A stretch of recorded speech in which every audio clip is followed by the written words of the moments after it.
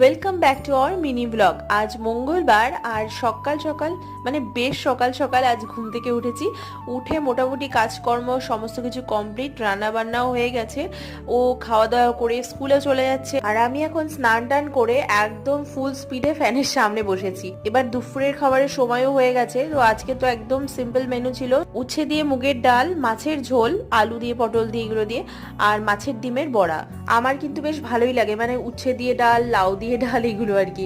এরপর সন্ধ্যাবেলা দুজনে বেরিয়েছিলাম ঘুরতে ঘুরতে, একটা নতুন চায়ের দোকান চোখে পড়লো আর ও বললো চলো একটু চা খাই। আমি অনেকদিনই বাইরে চা খাই না, তো অনেকদিন পর আজকে খেলাম। ইভেন ঘরেও মানে বাড়িতেও চা খাওয়া হয় না সেইভাবে। এরপর পাশেই একটা শিব মন্দিরে গেছিলাম, নতুন মন্দিরটা হয়েছে, তখনই ওখানে আরতিও হচ্ছিল, বেশ ভালো লাগলো। কিছুটা সময় কাটিয়ে রাস্তাতেই ছিলাম, হঠাৎ দিদি ফোন করে বলছে সবুজ কাচের চুড়ি আমি পরেছি, তুইও পর।